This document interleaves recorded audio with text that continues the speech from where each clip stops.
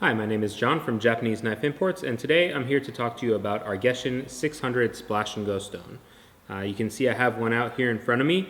This is the one that I use on a regular basis, so the sides are a little bit messed up and a little bit dirty, but I have some new ones here next to me so I can show you what they look like when they are new. And our Gesshin 600 comes in two different sizes. We have a really large size of it, as you can see here, like a large brick. And we have a slightly smaller size of it, as you can see here, a normal size stone. What you'll see is that these stones are actually relatively wide stones, so you get a nice wide surface area when you're working with them, which I like relative to some stones that are out there on the market that are a little bit thinner. These stones are resinoid-based stones, and so for the most part, people would think of them as splash and go stones. And you can absolutely use it that way. What I found is that coarse resinoid-based stones do actually absorb water and work best with, at minimum, a short soak. I actually leave mine permanently soaking, as I do with my Gesshin 6000, which I have here, so I can show how this stone works together with that in a second. What you want to be careful of with resinoid-based stones is when they dry out too quickly after having a lot of water inside. Because they're not as porous as ceramic stones or clay-based stones, and because the binding agent is different, as they dry out, the inside dries out much more slowly than the outside, and the outside of the stone can kind of contract around the inside, and it can cause hairline cracks. It's much less of a problem with coarse stones, as again, they're more porous than the finishing stone resinoid-based stones, but like with our Gesshin 6000, that can be something to be cautious of. With the 600, it's not as much of an issue, but I like to mention it so people understand. I have found, again, that this stone works best with the short soak. What's nice about these kinds of stones is they don't require you to splash lots of water on them as you're working with them. They retain water on the surface pretty well, so they're not going to be as porous during use. Today we have two knives we're going to test out with it, similar to what I usually do. One stainless powdered steel is a high hardness, wear-resistant steel, and one blue number 1 with soft carbon cladding in a wide bevel, so you can see how this stone operates on those kinds of knives. And then what's great about this stone and why I have the Gesshin 6000 here is that these two stones work really well together in kind of a symbiotic relationship where you can follow the 6000 after the 600. So go from the 600 directly to the 6000 and get a really nice looking, nice performing edge. It's definitely a big jump, and it's not necessarily always the best idea to make big jumps like that, but in this case it works. So for those of you who want to have a nice minimal stone setup, this could be a good fit.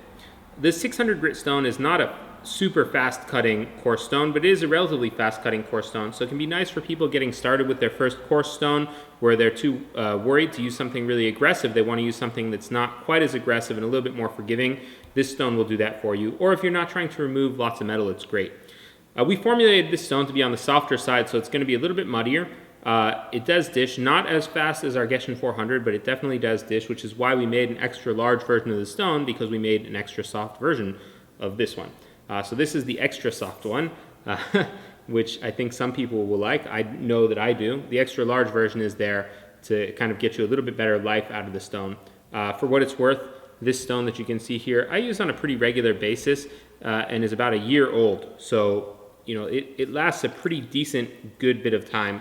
It's not the coarse stone that I use 100% of the time, but it definitely gets a decent bit of use. So enough talking. I'm going to let the stone speak for itself, and then we'll follow it up with the Gesshin 6000 right after that and give you an idea of how it works. So splash a little water, and here we go.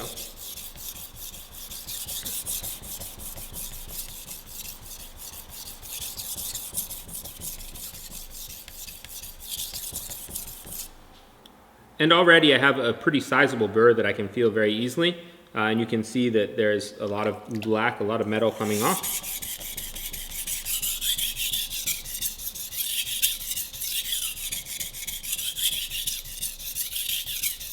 It's not as creamy feeling as one might think for how I've described the stone being so soft. And it really doesn't feel that soft as you go. But it's definitely an enjoyable to use coarse stone, which sometimes can be an issue for people where they feel overly gritty or overly aggressive or just unpleasant to sharpen on. This is not unpleasant. Anyways, the scratch pattern is relatively fine. It looks on the shinier side of what I would expect from 600. And I don't know if that will come across on this one, but hopefully it will come across on this carbon steel knife that we will be doing now.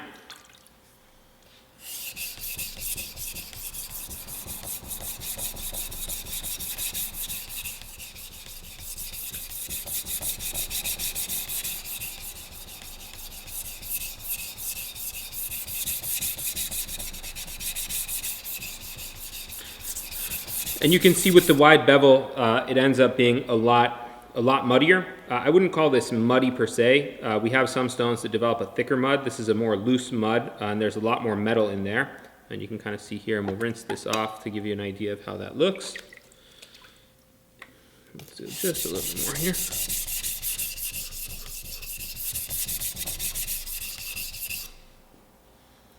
So, like most coarse stones, this stone leaves a nice contrast that you can see between the hard and soft steels. The edge has a visible, very kind of fine-looking scratch pattern, and it's a very shiny-looking edge relative to what you would expect from 600 grit. So now what I'm going to do is rinse that off, and you can see not so much loading, rinses off very easily, very even and consistent. And we're going to throw this 6,000 grit stone up here, and we're going to follow up the 600 grit stone with a 6,000 grit stone, just because. So here we go.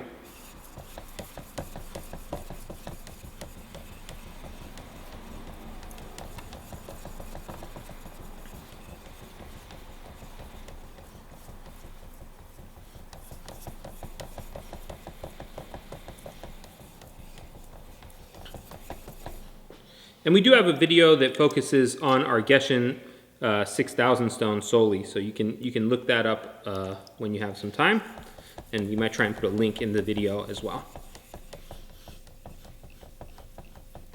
And because it is such a big jump, it does take a little bit more time than what you might expect with a smaller jump.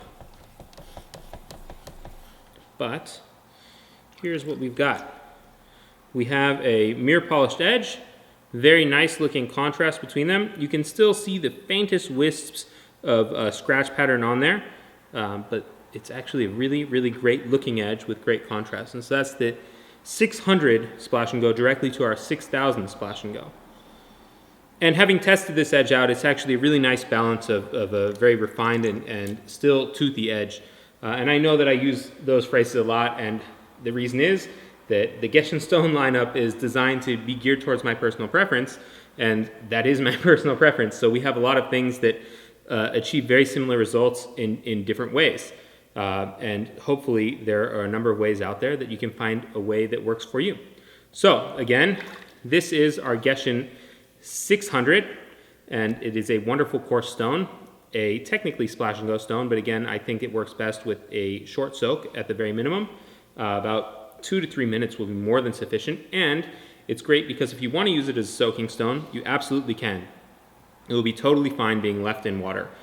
So, thank you so much for watching. Again, John from Japanese Knife Imports. If you have any questions, you can email me at Jon, at JapaneseKnifeImports.com, or give us a call here at the store. You can find our phone number at www.JapaneseKnifeImports.com. Thanks so much and have a great day.